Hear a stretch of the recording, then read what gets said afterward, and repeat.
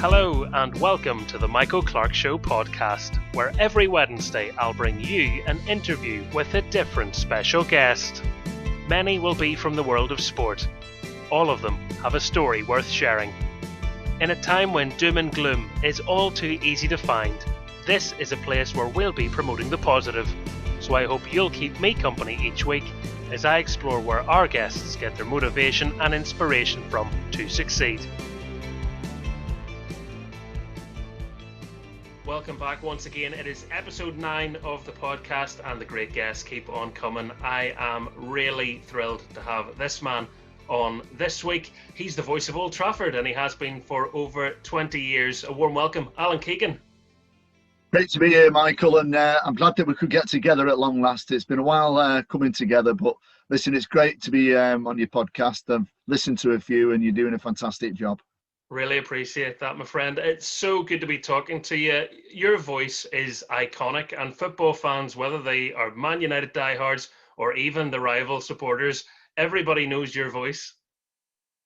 Yeah, well, I'm very fortunate because that's been a blessing, that I've got quite a distinctive voice. Obviously, it's Northern, Mancunian, not quite in the Liam Gallagher sort of Mancunian accent, but we're in that. We actually came from nearly the same part of Manchester, the south side of Manchester. So yeah, I'm very blessed, and I'm very grateful that it wasn't.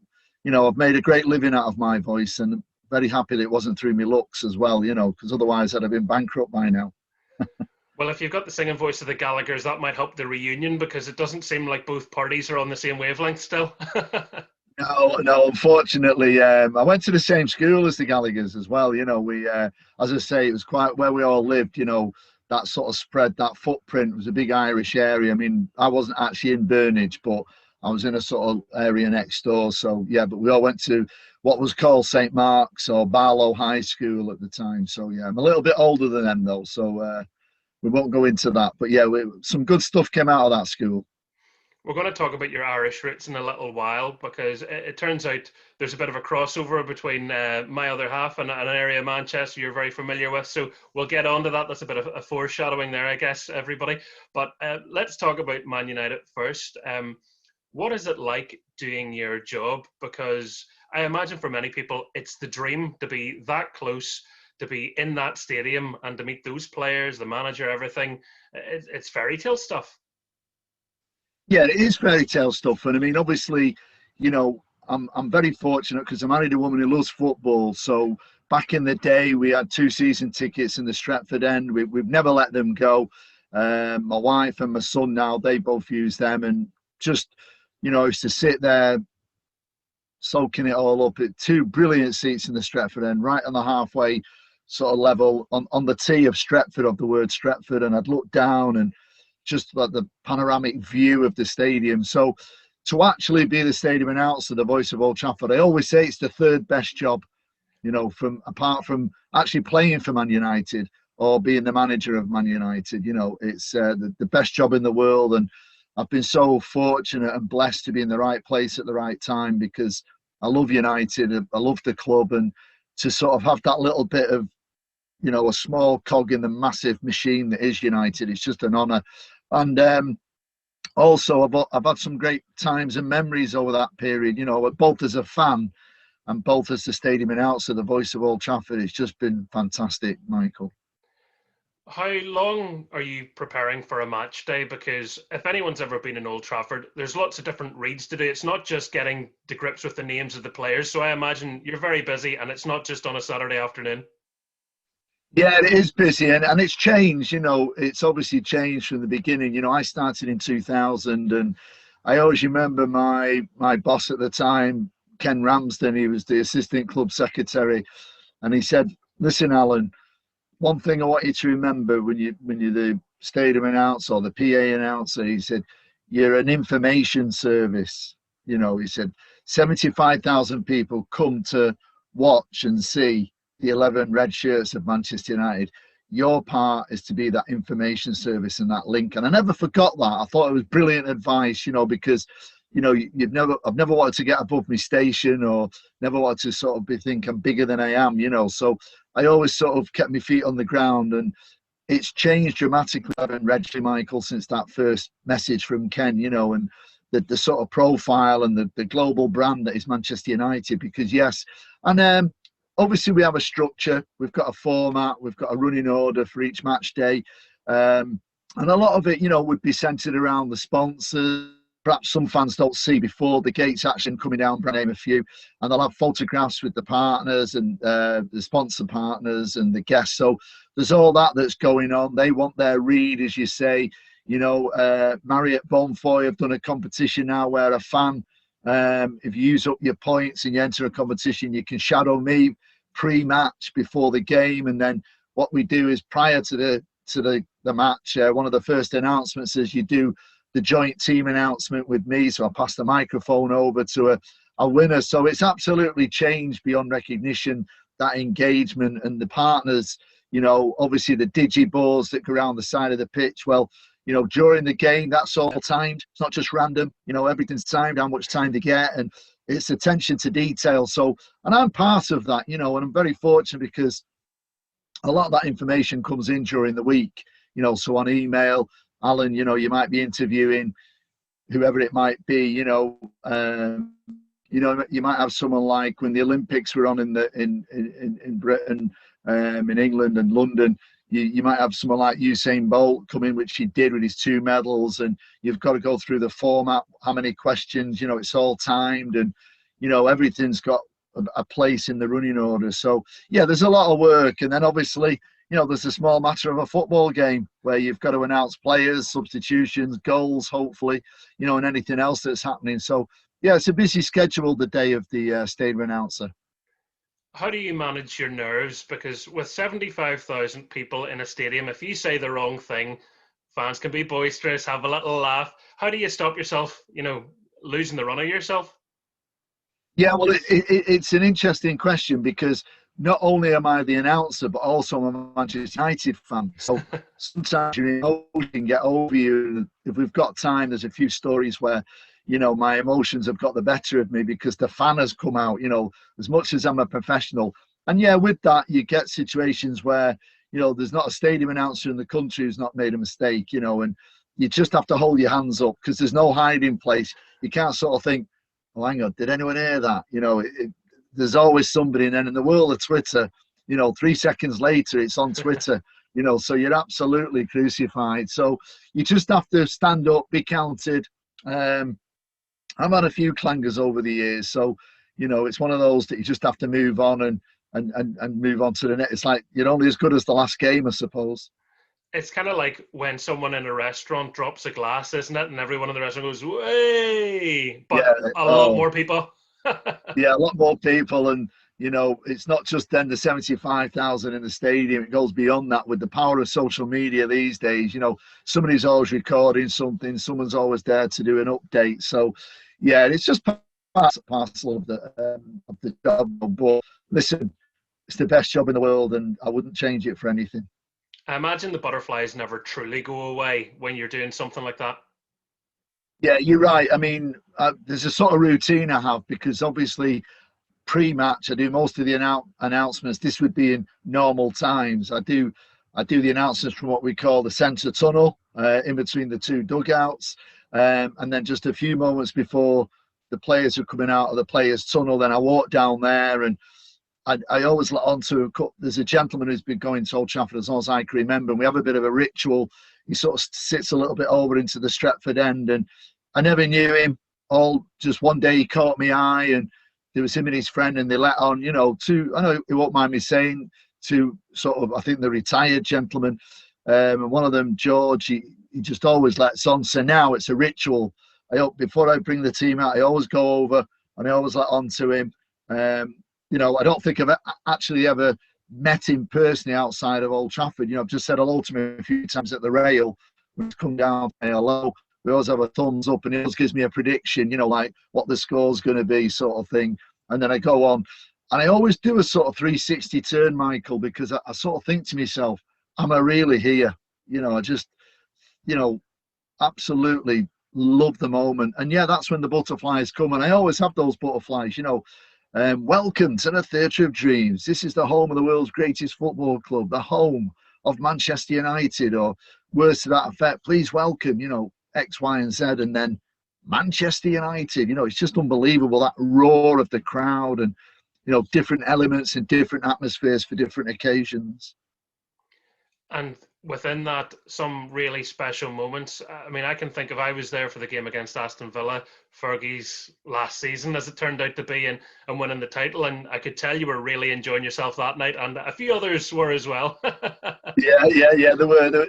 I mean, they're just great nights, and you don't forget them. And Sir Alex, I was very fortunate because in the last couple of seasons for Sir Alex, we obviously had a good run, with 2008, and obviously I know we didn't win the Champions League at Wembley and in Roma, but we'd had a good run. It was good times to be a United fan, and I seem to be doing a lot of outside events with Sir Alex, and just the aura of the man when he walk in a room. Prior to introducing him, it didn't matter what football team a person supported in that room, they knew they were in the presence of greatness. And it can't be put any other way.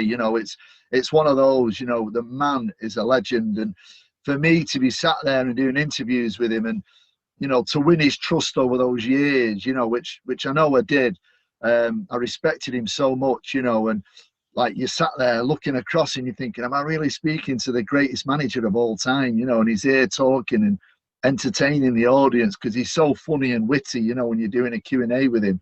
He just wants to have a bit of fun, and nothing like his press conferences. He's a totally different person. And yeah, so to be part of all that, Michael, the list of memories is endless. The final day when you're introducing him into the pitch, into Old Trafford, when they had the guard of honour, then at the end of the game you're introducing him and you're going through, it took me about 5 minutes to go through his roll of honour, with everything that he'd won, and it was just fantastic.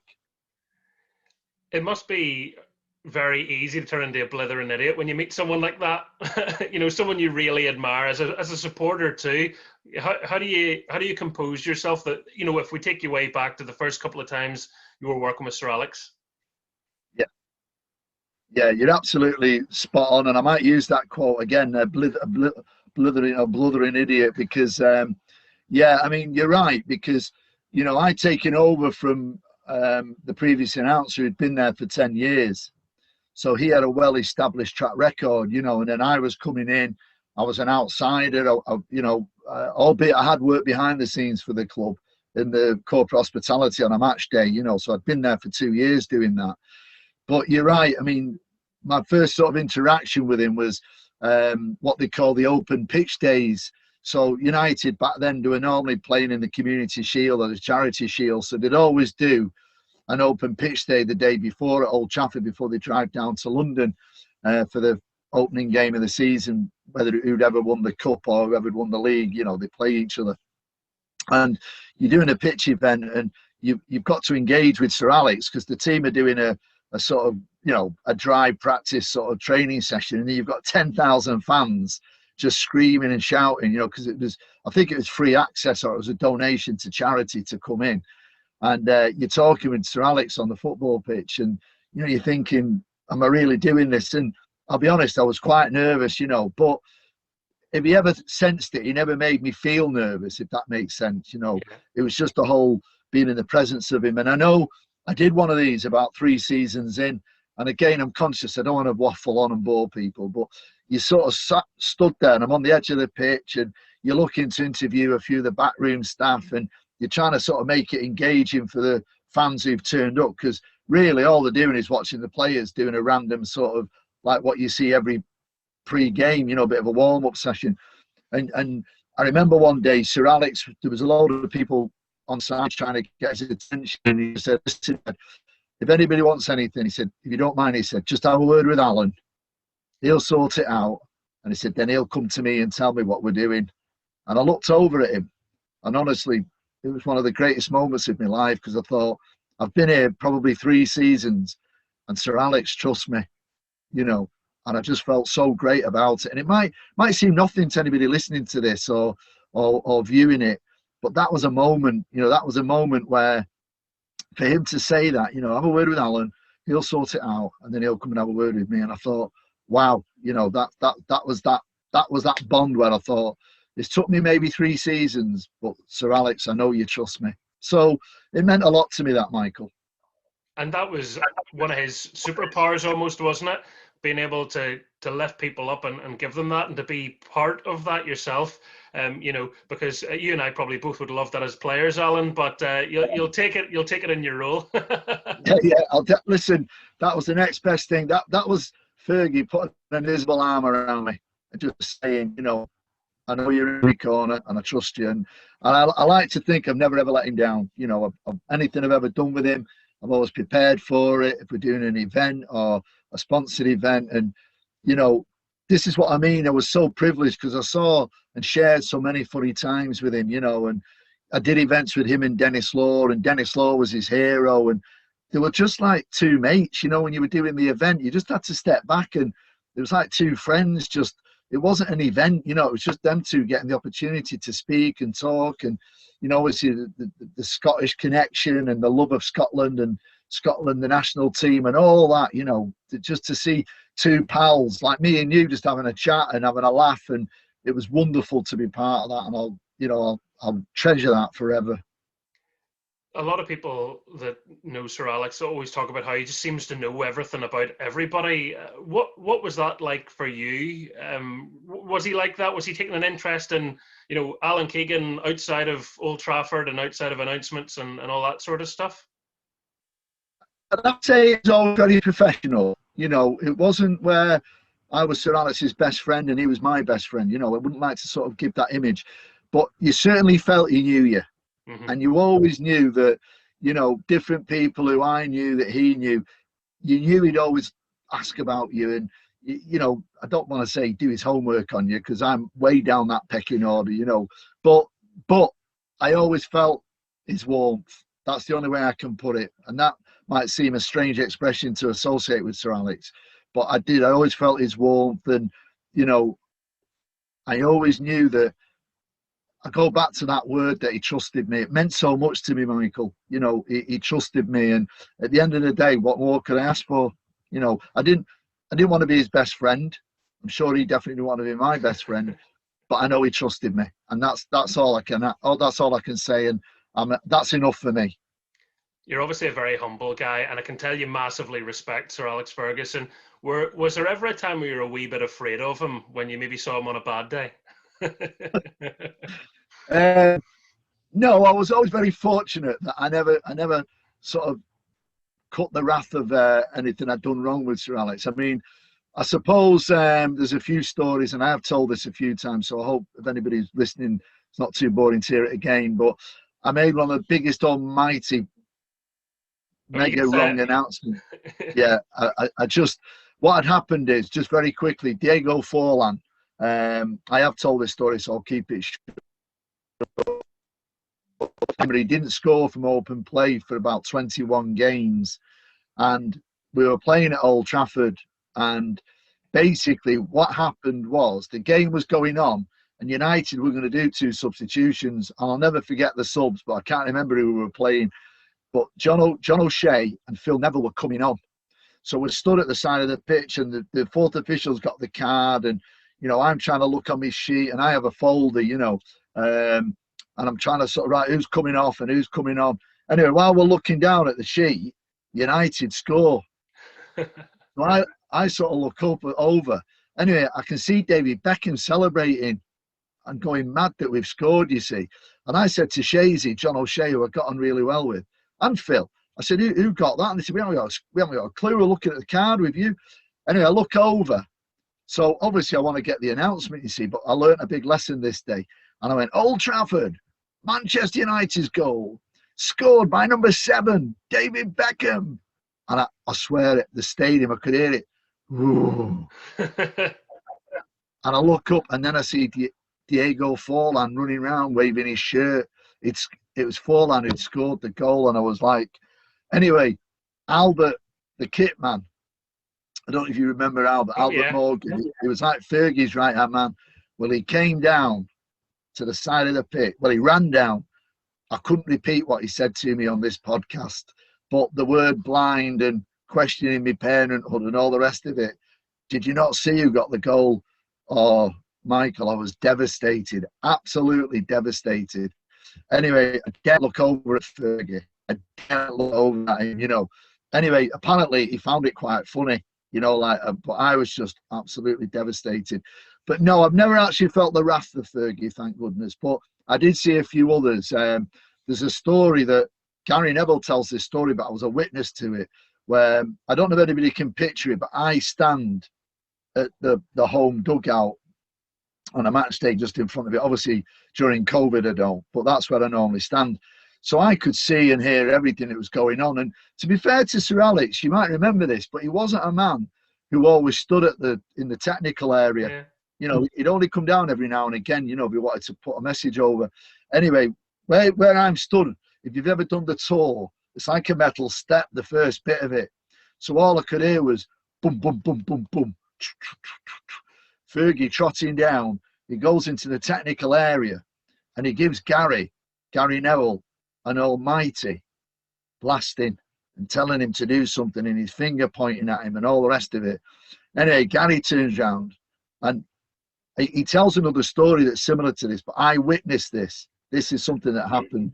Anyway, Gary, this is the truth. Yeah, Gary stuck two fingers up at the boss, right? Anyway, I'm stood there and I'm like looking at it. Did anyone else see that?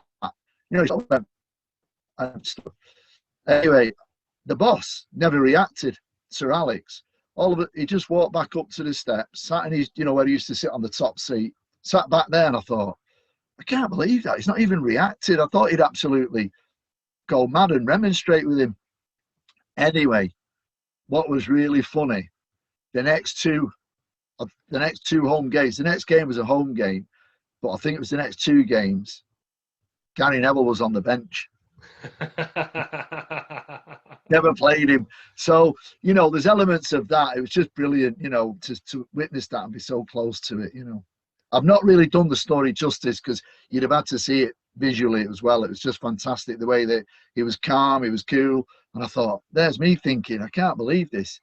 Anyway, he showed Gary who was the boss. He was on the bench for the next couple of games. And that is a brilliant story and maybe a perfect way to sum up Sir Alex Ferguson. He was able to hold that, you know, in him. He thought, well, there's no point getting into an argument now. Let's win the game or whatever, but I will deal with you. Yeah, 100%, Michael, 100%. Working with Manchester United means you've obviously got to interview so many amazing players. You've interviewed probably anyone that I could imagine or anyone watching this could imagine.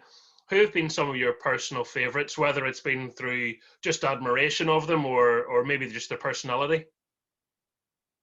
Yeah, I mean, the list is endless. And excuse me, I was very fortunate because from 2010 up to 2017, I'd been involved one way or another on every tour that United did, every summer tour. So it put me in wonderful situations, you know, because we travelled with the football team on the plane. We travelled around. It was in America. We travelled to all the different cities. And it also gave me the opportunity to meet a lot of the first team. And again, I go back to the sponsored events. You know, you do an event, excuse me, with Wayne Rooney or whoever, you know, at the time was the captain, different players. But I think if I just give you a few players, Sir Bobby Charlton, an absolute honour, an icon, represents the club, gave it the name, the expression that I use at every match at Old Trafford, the Theatre of Dreams. To do an event with him was absolutely brilliant. Some of his stories were brilliant about, you know, coming from the northeast and coming to Manchester and to Trafford Park. He thought it was going to be this sort of tree-lined park, you know, and at that time it was a very industrial area and it was quite foggy, you know, and he tells this story, Sir Bobby. So he'd be one. I mean, the list is endless, Mike. We could do a full podcast on every player I've done and a story with them. But yeah, Sir Bobby, I tell you who I absolutely loved doing stuff with, Roy Keane. Mm-hmm. Absolutely amazing. Such a brilliant guy. One of my all-time favourite United players. Absolute honour to do stuff with Roy. Great fun, great crack, real good laugh, great storyteller. had really eating out of his hand. You know, brilliant fella to do stuff with.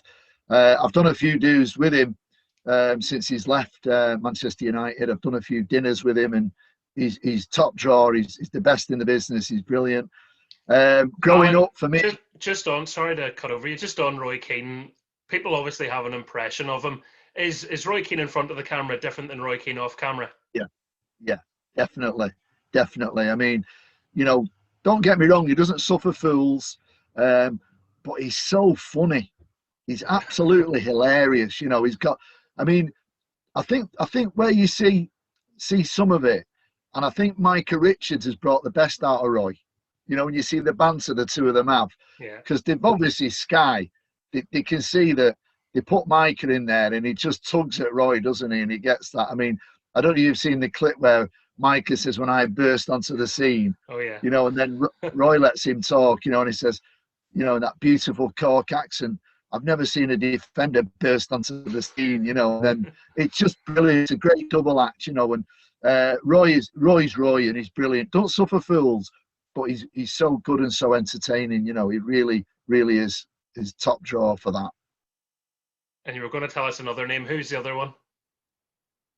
Yeah, well, obviously growing up has to be for me as well. Captain Marvel, Brian Robson, absolutely amazing, dead switched on, can talk about anything, really good. And I always see this. I'm probably one of the most revered Man United players is Robbo. Like I did when we played at Wembley a few seasons ago. I think it might have been the Palace game, and basically what had happened is I was doing an interview on the side of the pitch with Robbo, and they were filming it so you can see it on the screen.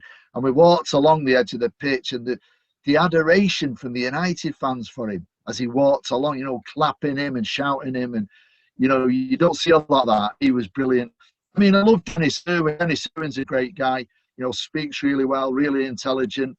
I was very fortunate when just before lockdown, and I mean a few days or just before lockdown last year, the Atlanta supporters, the Manchester United Atlanta supporters group, flew me, Paul Scholes and David May over for their annual dinner.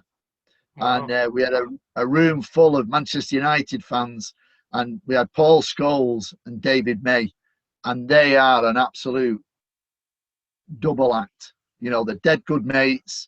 They bounce off each other, and it is an unbelievable event when you've got David May and Paul Scholes. It's top of the bill, you know. So I don't know, Michael. I just, you know, I don't sound like I'm dropping names everywhere, but I'm just so lucky. You know, the list is endless, and you know, Gary Neville, Norman Whiteside has a dinner every year, as a lunch every Christmas in a restaurant in Manchester, and it's, you know, it's never advertised. It's just repeat. You know, if you've had a table this year, if you don't take it next year, you're on a waiting list then for years. It's jam-packed with Man United fans, and he always has some of the old legends, you know, from United and Everton, Mike Newell and Mike Milligan and from Everton, and, you know, all his mates as well from yesteryear, but Robbo will be there. But every year he has a stellar guest speaker.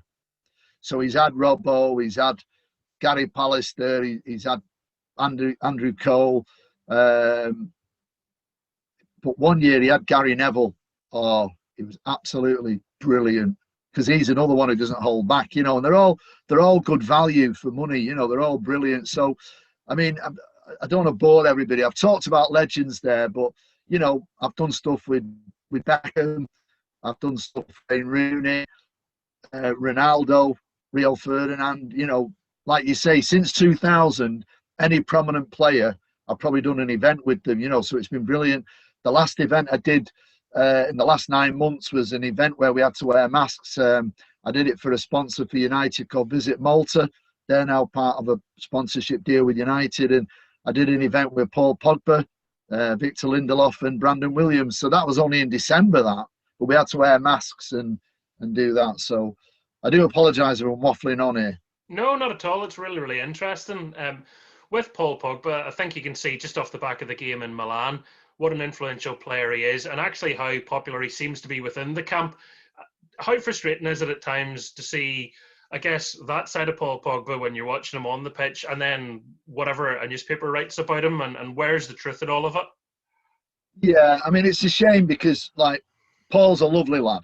And I first did an event with Paul in America when we were on tour. And I did an event with him, Romelu Lukaku, Victor Lindelof, and Matteo Darmian. So they were the four players, and it was on behalf of Aon, and I was hosting it.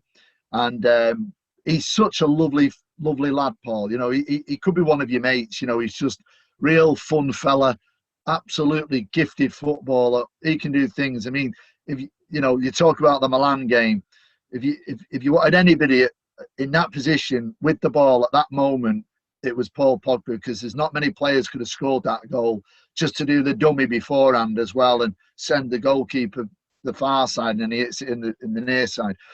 But the event we did in America, he was brilliant, and I'd not done anything with him prior to this.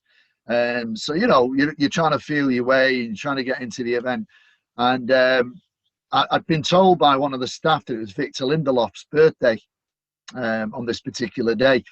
So anyway, I'm doing the event, and there's hundreds of people in the room, and it's all going really well, and this, that, and the other. And I just said, "Oh, Victor, I believe it's your birthday today. You know, happy birthday for all lads.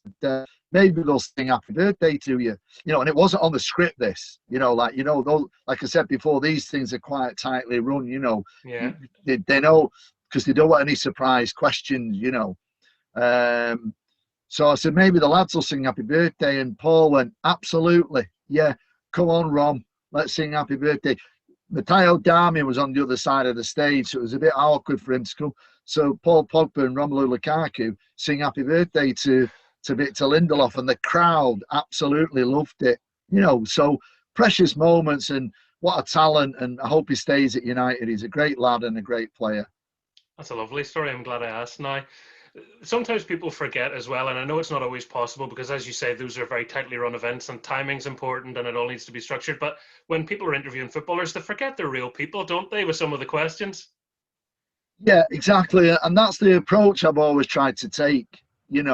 Like, once you can just, drill into a little bit of, and you get to them, because to be honest, a lot of it for them to convey well, they're brought to this place, that place, it's a sponsorship thing, it's this, that, and the other.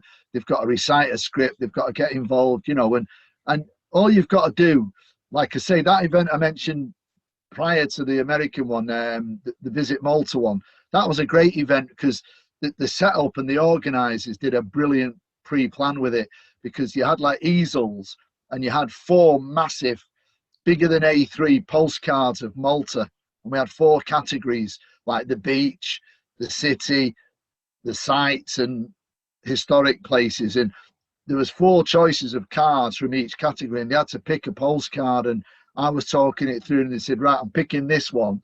And then I'd have the script for it. Oh, yeah, that's the Blue Lagoon, blah, blah, blah, on the coast of Malta. Beautiful place to visit. So you're asking them, you get to Malta, what's the first thing you want to do? Oh, I want to go on the beach.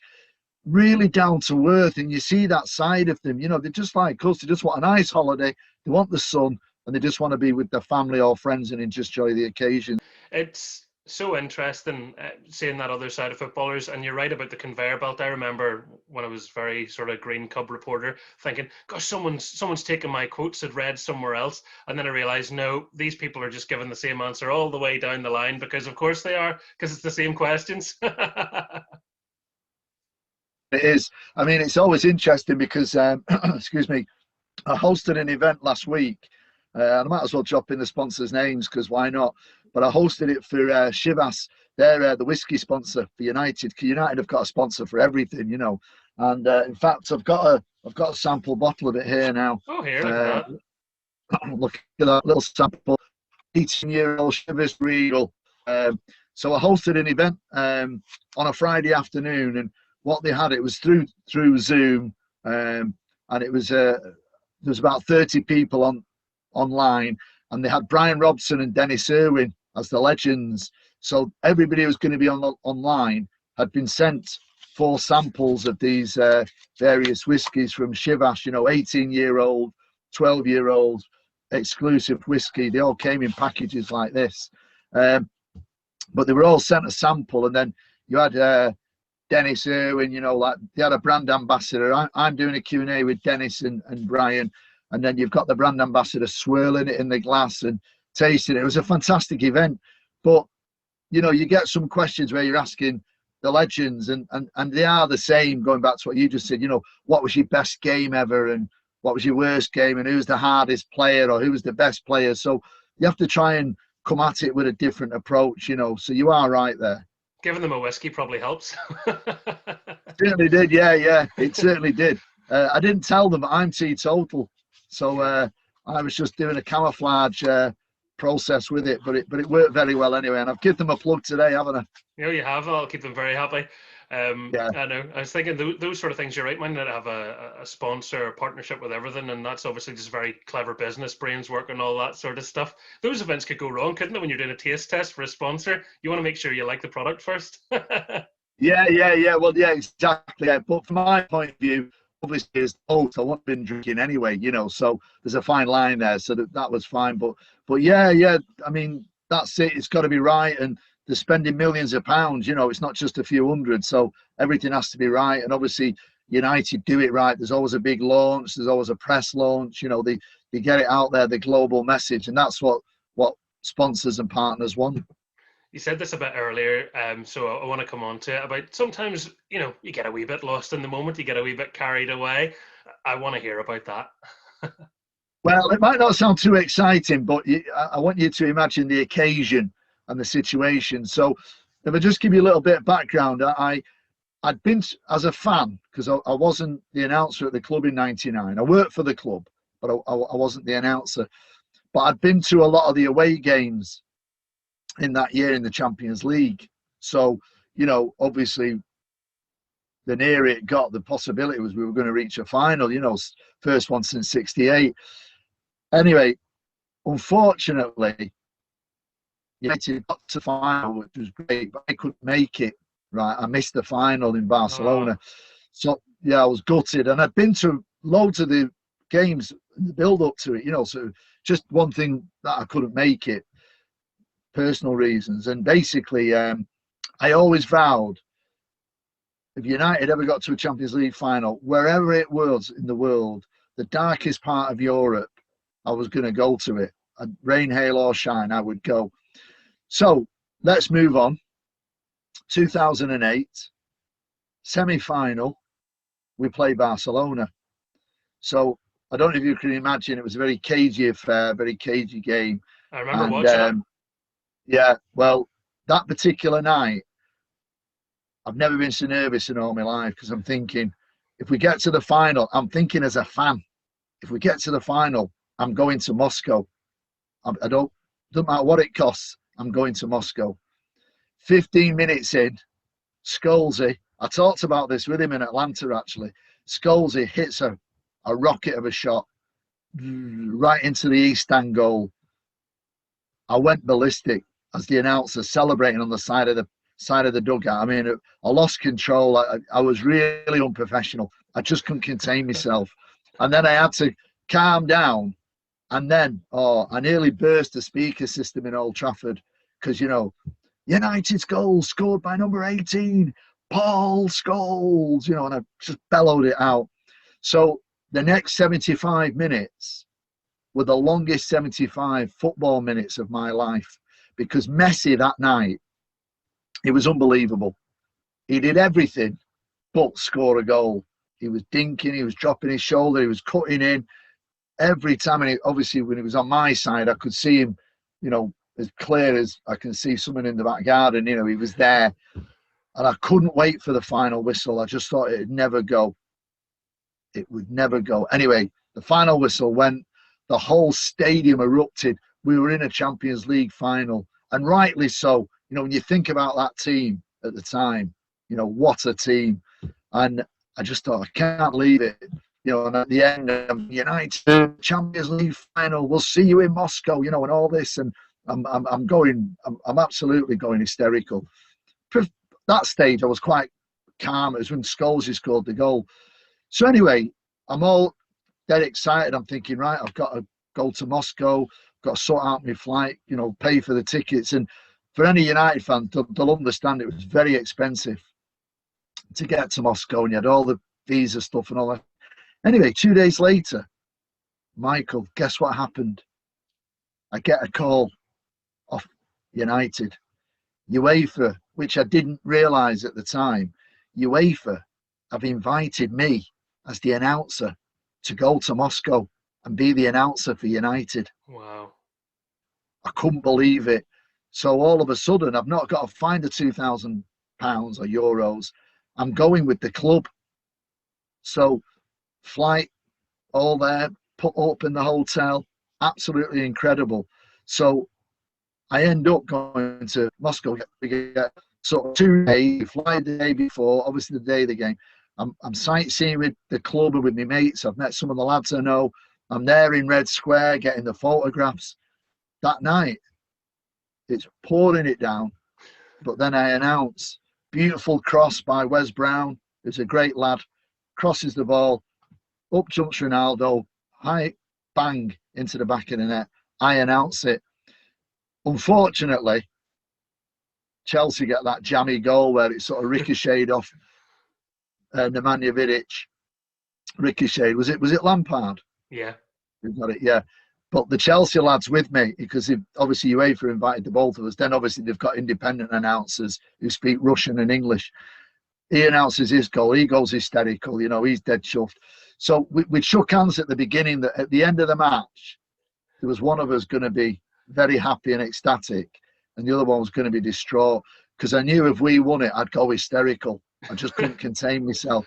Did you anyway? Want him? We both had sort of gentleman's agreement, and we shook hands. I'd met him before at Wembley, so I sort of indirectly knew him. You know, Carl he was called. So anyway, the penalty shootout, you can imagine. Oh, and I think we've lost it. You know, because we've messed up. And anyway, you know, the rest is history, isn't it? Anelka, John Terry, couldn't have happened to a nicer person. And honestly, I was running around the room in this PA room, because I wasn't inside, like on the pitch side for that. I was in a PA box, and the guys looking at me thought I'd lost it, you know, because I was jumping on the chairs, I was screaming, I was shouting, I was just going hysterical. So I know it's been a bit long-winded, but it's the personal emotion of being a fan, the story of missing 99, getting to 2008, announcing Ronaldo's goal, and then winning the Champions League. And then it's just amazing. And being there as part of Manchester United too, not just being there, having bought a ticket, and there's nothing wrong with having bought a ticket, by the way, but to be a part of the club, just it's a wee cherry on top of the cake. It was a cherry, you know, and you can imagine, you know, I've experienced that a few times, because I know we didn't win, but Wembley, Champions League final, you know, but ultimately we were playing the greatest Barcelona team that there ever was. There'll never be a team like that again. You know, we just happened to come up against them, you know, Wembley and Roma, you know. But then, fantastic memories, Michael. Stockholm, again, UEFA invite the announcer, which I was getting used to it by now. You know, there was an expectancy, oh yeah, I'll be there, you know. And an unbelievable experience in Stockholm. And I like the Ajax announcers, a really good pal of mine now. We help each other, you know. He came over, and I saw, you know, through the club, obviously officially, professionally, I arranged tickets for him. And before the lockdown last January, I was in Amsterdam, and he got me a couple of tickets for me and my wife, you know. So he's a really good pal now. And actually, we've got a podcast lined up with him. I'm doing a podcast with him. Give it a plug. Where can we find it? It's We Announce Your Teams is the podcast, the name of it. It's coming up. We've recorded it. It's in the can, as they say. We're waiting probably for an international break, but not the one that's, you know, it'll be one of the international breaks that's coming up. I don't have a timeline, your podcast, but it's coming up in one of the international breaks. But yeah, he's a great lad. Robin is a top lad, and he's a busy guy as well. And obviously Ajax are one of the biggest clubs in Holland. So yeah, it's good to network like that. It probably helps when you're trying to get your pronunciation down as well, to be friends with other announcers and say, like, you're obviously coming over or whatever. How do we say these guys' names? Yeah, well, it's dead right, that, because obviously, you know, when Donny came over, everyone was calling him Beak, you know. Yeah. So the first game I announced him, obviously Robin told me that, you know, I messaged me, and he did a voice message on it and said to me, this is how you say it. But obviously, fortunately, the communications director at Old Trafford lived in Holland, Charlie. So he'd also told me that it was Donny van der Beek, as in Baker, you know. So it's not Beak, it's Beak. Do you ever have those moments where have you ever said obviously you had that mistake with Forlan and Beckham, and that can happen to anybody, but have you ever pronounced a name wrong and had a player come up afterwards and says, actually, it's whatever? No, not in that instance. But I've looked at some names, like, you know, when I first saw Kelechi Iheanacho, I mean, Brian Kidd told me how to say that, because obviously he was with City and I know Kiddo very well and always have a chat with him. And I just said, Kiddo, you've got to help me on this one. He was bursting out laughing. He said, I could set you up there, couldn't I, Al? And then when he said it's like Iheanacho, and you're thinking, well, where does that sit with Iheanacho, you know, and Kelechi and all the rest of it? But no, but I'll tell you a story with an Irish connection. So when Johnny Evans made his debut for United, and he was actually on the bench, and when I introduced him on the board, you know, obviously I knew him as one of the reserve players. And I always have a keen eye on Irish players, you know, because of my Irish background. Anyway, on the board it had Jonathan Evans, right? So I'd done a few little bits with Johnny, nothing major, but like little events with him. So that's where I got to meet him. Anyway, when I was stood, he tapped me on the shoulder. And the game had started because he was a sub, you see. So I'd gone like substitutes today, whatever his number was, number 33, Jonathan Evans. So I got this tap on the shoulder, and he said, "Hey, Alan," he said, "do you have any control on the team names and all the rest of it? What comes up on the screen on the board?" I said, "Yeah, I can have a word with the person in the room, like." And he said, "Could you ask him to change it to Johnny?" He said, "Only my mother calls me Jonathan." So I said, "Yeah, I can sort that out for you." So then, from then onwards, I had a guy had a word with David, who does all that, the keyboard stuff and the screen. And so for the second half, when he came on, then it had Johnny Evans, you know. So little things like that, Michael.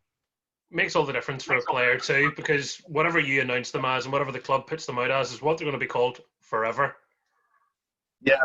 So, you know, I've had it recently with Shola Shortire, because we've all been announcing him for that. They've been doing it on MUTV. I've been listening, blah, blah, blah. He makes his debut, comes on for Marcus Rashford, and I go in the stadium, obviously, where there's no fans. Please welcome, making his debut, you know, blah, blah, blah, number, whatever it is, 77 or whatever he wears, Shola Shortire. And then I get all the messages are coming in then from the club and one thing and another, that his actual name is Shortire. So when he came on the second time at the next game, which was great, I was able to rectify it, which very soon. So, you know, game coming on, blah, blah, blah, Shola Shortire. So we've got that one right, at least, Michael. I might even put that out separately, just as a little explainer on social media, because so often you hear that one commentator will go with one version, another with another, and supporters end up getting understandably confused. Yeah. No, well, that's actually from the family. So it's Shortire. You know, that's the official line, and that's what is going to be called. Yeah. So when there's 75,000 fans back at Old Trafford, that's what they'll be hearing. So when he's banging in the goals, folks, it's Shortire. You're celebrating. Shortire. Yeah, I think it's easier to make a song up with that as well. You know, Tire. So I'm sure there'll be somebody, Pete Boyle or somebody, will be sorting out a song about that. That must be one of the things you really can't wait for, the fans to come in, as much as they give the players, and obviously the playing staff are going to be the priority at the football club. Just selfishly, you too, when you're bellowing out those names and those big moments, you want that noise underneath you, don't you? Yeah, you do. I mean, you know, it's that reaction, isn't it? Even in a nice way, even when you're doing the away team and there's a bit of booing or whatever, or there's a specific player, you know, that's playing, you know, back in the day, after we come back from the Champions League final the next season when Chelsea played us. And so I'd gone through the team, and I think he was the last one. And I couldn't understand it because I was looking at the screen. So I'm not like looking around. And I go, number 26, John Terry and the whole stadium erupted, cheering and clapping him, you know. Absolutely deafening sound, because obviously the penalty in Moscow, the fans were waiting to welcome him back to Old Trafford. So, yeah, that was an interesting experience. There's certain players, for whatever reason, that people just know to boo. And I remember being at the FA Cup final, Man United Millwall, and as soon as Dennis Wise's name was announced, you know, nobody needed to send a memo round. And I'm not, if Dennis, if you happen to be watching, this isn't a personal slight, but supporters just, it's amazing how an entire stadium can decide this is our panto villain. Yeah, I mean, yeah, you Dennis Wise, you know, people like that, you Joey Barton, you know, there's players there that they just, you know, they are the pantomime villain, as you say. But I think sometimes those players sort of love that, you know, that's their sort of image, and that they play off that as well. You know, you've heard it often said, you know, if they're booing me, it gives me an extra bit of inspiration. But yeah, Dennis was one, as I say, and Joey Barton was another. Steven Gerrard, he was another. Jamie Carragher. You know, quite a few of the Liverpool players, you know, they would, you know, Carragher and the rivalry, especially when him and Neville, when they were playing, had that bit of a to-do, you know, where they're holding each other's collars and things, you know. So, and look yeah, at them but now. and look at them now, the best of buddies. Just another example of why it's a funny old game. You mentioned about your Irish heritage and your background. Tell us a bit about that, because, I mean, anybody that knows anything about Manchester, and my other half is an example of this, and we had a little chat beforehand too. The Irish community in Manchester is massive, and you speak to anybody from the city, they're usually connected some way back to here. Yeah, there's a massive Irish community in Manchester. I mean, I'd say outside of London, I mean, Birmingham might try and argue this, or even Liverpool for that matter, but I would say Manchester's probably got the second biggest Irish community. I'm not just saying that. I mean, I think from facts and the fact that I used to do a radio show for the Irish community, looking at all the figures around the UK and population of cities, I think Manchester's always been up there, you know, albeit that Liverpool has a strong connection because of the docks and the port and travelling over. But yeah, so I've been very lucky because I got into broadcasting radio-wise, first of all, helping out on a radio show through a great friend of mine, Eamon O'Neill. He was like presenting a radio show for the Irish community. And it was a big step for the BBC because, you know, the trouble, there were still troubles going on in the north of Ireland. And, you know, for the BBC to give the Irish community a radio show with their own voice, you know, etc. It was a big step back in the day. You know, we're talking the early 80s here. But Eamon led it. I was part of his team and, you know, just did the odd interview and sort of filled in. But I learnt the trade, and he was a brilliant mentor, and, you know, to the point where I eventually ended up presenting the show for 7 years, you know, so I took over the mantle, and I'd been on another radio station doing another Irish radio show, another radio station presenting a 4-hour radio show. So my roots have always been embedded in the Irish community, and my mum and dad came over here with 4 kids from the south of Ireland, from County Leitrim. And, you know, basically, my mum and dad came over. We lived in a shop in a part of Manchester called, well, it was Charlton cum Hardy, not to be mistaken with Charlton on its own. Charlton cum Hardy, which was sort of embedded with Longsight. And a lot of the Irish will relate to Longsight and Levenshulme. They're very close to each other, big populated areas. And I did a community 28-day license as well back in the day. And I did it from Levenshulme because there's council figures for the population showed that the postcode M19 was the most populated Irish area. So my Irish roots, I'm very proud of them, you know, and it's something, you know, I go to Ireland every year, you know, and it's something that I love, you know, I love that background. Like I say, my brothers and sisters are all Irish. There's 11-year gap between me and the next lad. So I was a little bit of thought, I think, you know, when my mum and dad came over. Are you the only one with a Manc accent then, rather than an Irish accent? Oh, yes, yeah. Oh, my, well, you know, God rest my older sister. She passed away a few years ago. But, yeah, I grew up in a household. I didn't know anything different. It was all Irish accents, you know. And my mum and dad, as I say, I grew up in a shop. So I think that's where I learned the gift of talking, because I always had to speak to the customers as a young lad. You know, my mum would always say, my dad went and worked in the building game. You know, he was like your typical Irish fella who'd come over, worked in the building sites. But my mum my mum had worked in a shop and she was in Ireland. So when we came over, she wanted to set up her own business, and great memories living in Longsight or Charlton Comardy. St. Joseph's was the local church, and the priest used to say that my mum's shop, it was like Radio Longsight, he called it. It was full of information, and if anybody came over and were looking for a flat or, looking, to get some food and get themselves set up, it was great memories. Great childhood. I was going to say, anyone growing up in that area, it seemed to be a really tight community as well. Everybody seemed to know everybody and try help each other out. Oh yeah, it was back to the old days. It really was. The local church and the community centre, and the two priests were Irish, and it was little Ireland, to be honest. Like I say, I grew up in a household with Irish accents. Every other customer that came in was Irish. It was a general grocer, so bread and milk and eggs and food. So we were sort of the mini Tesco of its day. It was fantastic. Yeah, Claire's accent's somewhat confused because she was born in Manchester but has lived in Wexford for the majority of her life, so it's somewhere in between. It's Irish enough that people in Northern Ireland know it's Irish, but not Irish enough that people from the Republic go, "Where are you from, really?" Yeah. Where are you really from? Yeah. Well, yeah, I don't have that problem. I'm very proud of my Manchester accent, and it's not done me any harm. The voice of Old Trafford, the voice of FIFA, the game.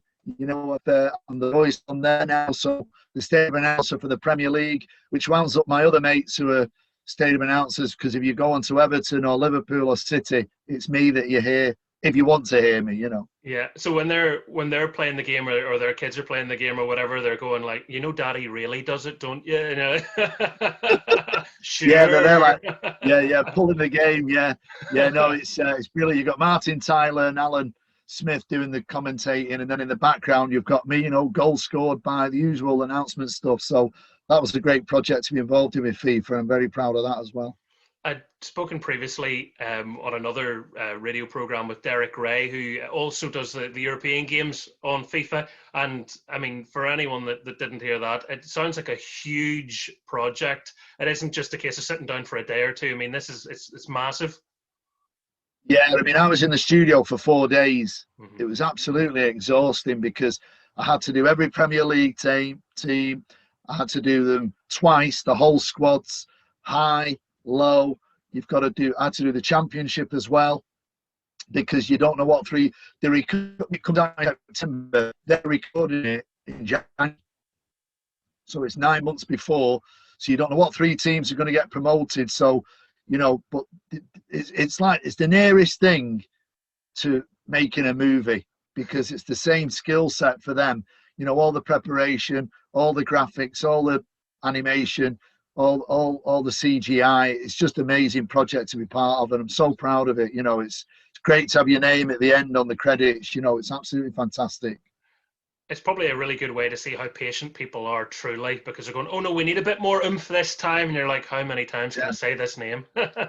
Yeah. Well, no, you're right. And that was a challenge because, some of the names I'd never heard of. Yeah, of course. And it's just the fact of life. You've not heard of them, so you're trying to get the pronunciation. You're typing it into the vocal voice box that gives you the pronunciation, and then you're trying to listen to it, and anything like that can take 5 minutes. And you've got to read out 24 names of a full squad. It can eat into the time, but great to be part of it, and great to be part of the history of it. And with being, a voice of 2 global brands in that sense, do people maybe like in a chip shop in normal times or anything just kind of go like, oh, I know you from somewhere? I wouldn't say the chip shop, but it's a good example because I like fish and chips. But no, I'll tell you where it might happen. If I'm hosting an event, right, and it's not necessarily a football event, I might be hosting an awards night or a dinner of some sort. Obviously, this is pre-lockdown. And sometimes when I stand up and I'll say, "Hello, good evening and welcome, ladies and gentlemen. Here we are tonight at, the world famous Midland Hotel in the heart of Manchester." And then someone will come up to me and say, "Do you mind me asking it? Are you such and such? Are you the announcer at Old Trafford?" So that'll come into it sometimes in that sort of situation, yeah. But not in the chip shop, no, Michael. Leave you just to get your what's your good order? What's your go-to in a chip shop? Oh well, fish, chips, peas, and gravy. I'm a Mancunian, I'm a Northerner. You've got to have gravy with your chips. You've passed the Mancunian test. I was just double checking. Yeah, that's all right. Yeah. It's official. Um, with the stadium announcers, you've given us a little insight there, even unknowingly, that the fact that you get on with quite a lot of them and you would converse with them and even record podcasts with them. Is there ever like a rivalry? Do you ever, do you ever sort of go there? Oh, here's the one that likes to show off. I'm not necessarily asking you to name names because I appreciate you still have to work near these people. But does that ever come into it? Yeah, there's a little bit of banter because a few of the lads are my mates, So like say Paul Burrell at Arsenal, he'd be one of my best pals, Obviously I do the podcast with Rich Hurst from West Bromwich Albion. He's become a really good friend, but I met him through the podcast. But I've never done anything live with him, believe it or not, only recording the podcast. But Paul Burrell's a good lad because I've done a few of the EFL Cup finals because he's got the gig for that at Wembley. But when Arsenal were playing Birmingham, he couldn't do it, but he was there because you always invite the announcers to do a little 5-minute piece. And when Birmingham beat Arsenal, I know this is unprofessional, but obviously I want Birmingham to win. The underdogs, Arsenal, have been one of our bigger rivals. And Paul was really wound up that day, because when they scored the winner, I absolutely blew the microphone at Wembley and just really went for it, So, yeah, I mean, another good pal of mine is Graham at Everton. And we have a lot of banter. We're in touch every week, me and Graham. We have a lot of on social media. And, if you notice with Graham, I'm going to blow his cover here. So apologies, Graham. But whenever United play Everton, and we're all guilty of this, by the way, but when we played them, you might remember recently, they went ahead 1-0, but we ended up beating them. I think it was 3-1. So he nearly blew the roof off Goodison when they scored the first goal. But when United scored, you could hardly hear the announcement. So I sent him a message and said, "Is your microphone broke?" But we have good banters. So much respect for George at Anfield. He's been doing it. Wow, I think he's been doing it 50 years. In one way or another. So lots of good lads. Dominic Walker from Burnley. We all get on. We're all good lads. And we all love it if one of us makes a mistake. Because social media now, there's no hiding place. So you've got to be up front. So there's good banter. And as I say, you can listen to the podcast. We announce your teams. We normally do one about every couple of weeks. We're on series 2 at the moment. So thanks for the plug there, Michael. Oh, no problem at all. Is it a competitive industry, stadium announcing? When you think about now how everything is an opportunity to be a global brand, I'm thinking clubs are probably looking, which announcer is best received, which announcer can plug as much as we need to in a way that maybe the fans don't know they're being sold to. That I would love to say the world's all sort of rainbows and whatever, but it's corporate, isn't it? It is corporate, and that's a fact of life now. But that's what puts you on that global stage. If you're a Manchester United or any other club that's competed to be on that level, there's no doubt about it. United are up there, and I think if you think about United, they haven't won a trophy for 4 seasons, but they're still up there. Yeah. There's not many clubs could hold their own. I mean, obviously we know the major clubs. Your Real Madrid, your Barcelonas. You've got your clubs that have got the oil money that have come in. You've got your other clubs that have got recent success. So obviously they're going to be up there because they're making the TV money or the sponsorship money on the back of the win. But United are still up there, thankfully, and hopefully they'll win a trophy fairly soon. So it's a global brand, and you're representing a global brand. You've got to be professional. There's no 2 ways about it. Like you can't just be flippant on the microphone and say what you want. It's very controlled, and it's a situation where I'm so thrilled because I don't know when this podcast is going to go out, so hopefully don't age it for you. But oh no, it's out next week. Right. Well, coming up, I'm doing a historic day at Old Trafford because they're playing the first women's game, for the Manchester United women against West Ham. So that's going to be great. I'm part of the history again, Michael. So, and it's all part of that global brand is Manchester United. I was wondering, do people tap up stadium announcers now? Is there a transfer window for you guys? Well, there isn't, but a few of the lads have worked around. They've been to different over, just because a lot of clubs might use a radio presenter. Mm-hmm. So a few of the lads, the clubs will contact somebody because they want somebody to be professional on a microphone. But no, I mean, back in the day, I worked at City back in the early days, because I was young. I wanted to get into the world of media. The opportunity arose. And I always say, if I hadn't worked at City, I probably wouldn't have got the job at United, because they wanted someone who was trained, if you like, and all ready for it. So from that point of view, it worked out very well. And, I'm pleased that it did. So, that's absolutely, one of the things that you've got to be in the right place at the right time, And with having worked at Man City, obviously nothing wrong with working for Man City, a great education for you, and it's led you to working for the club now that you've supported your entire life. But was it ever kind of awkward going into Main Road as it was at that stage when you were working for them, being a Man United fan? Well, more so going to the Etihad, because I always love going to the away games, and my son's a big United fan, so obviously it's the opportunity for us to go to a match together. Let's just say I'd be fairly disguised when I'd go in there. I wouldn't start saying, here I am, I'd always make sure that, I've had my cap on and my jacket and stuff, not that I've ever been threatened as such, but, football rivalries are big, aren't they? On a derby day, you don't want to sort of trigger something off. So I've always kept it low key and just gone in and come out and enjoy the moment, which has always been something I've been mindful, and I don't want to rub it in the face, because I did have a good time when I worked there. I have to say that, it was a great place to work at City and at Main Road predominantly, because I never worked at the Etihad. So, it was a great grounding, and I made a lot of friends there who are still friends, still involved with the club. So as much as it's changed and it's got different owners, there's still obviously, I know Brian Kidd, and when Kiddo comes to Old Trafford and different things, I always have a chat with him when he's at the side of the pitch before the game kicks off. So, there's all those relationships that you have. I think one of the amazing things about football as well is, despite all the rivalries, if you look through any of the toughest parts in history, whether it be England's or even Manchester's history, the two clubs have come together at some very poignant times, and that to me is exemplified. This is what football is about, and the sense of banding together and looking after one another, and the two Manchester clubs have done that over history. Yeah, we have done, you're right, and one that comes to mind for me was even the Munich anniversary, where we played City on the actual anniversary of the day. It's where they wore all the replica shirts, from the 50s, and that was an amazing day, and the City fans were so respectful during the silence, and you don't forget things like that, there's, and I think they remembered as well that they lost some people involved with the club as well, and,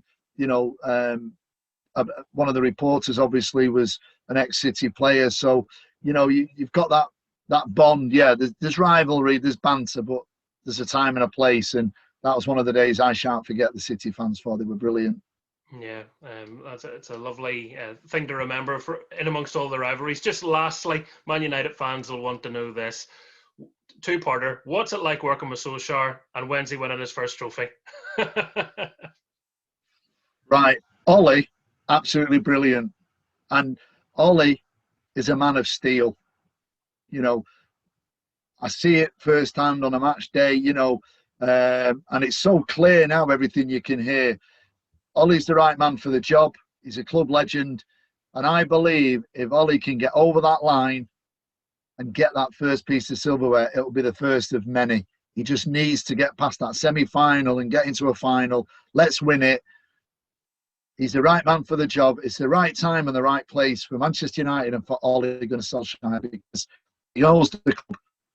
You can see by the recruitment, not just the players, but his backroom staff, Mike Phelan, that legacy with Sir Alex, that connection, Michael at Carrick, a legend of the club, great to have there. He can, he's won it all. So the players will look at Michael Carrick and think, yeah, I'll listen to you.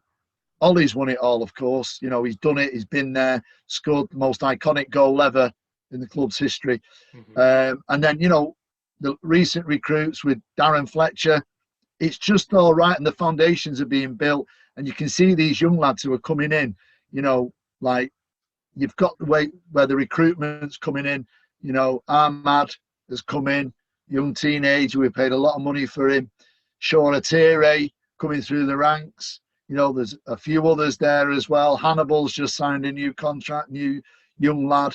So I think the future's looking good, and I think Ollie will win his first trophy this season. Oh, there you go. Love that as a prediction. What do you think, Manchester United fans? You can let us know online what's it going to be. It's been a real pleasure hearing from you, Alan. And as I said right at the start, an iconic voice, and football fans the world over recognise it. And it's been lovely chatting to you for the last while. So thanks so much for coming on. It's been a pleasure, Michael, and hopefully we'll do it again. Maybe when Ollie's won his first trophy, we can have a catch up and a review of the season, and we'll do it again, mate. I look forward to it. Alan Keegan, thank you. Thank you. Been a pleasure, Michael.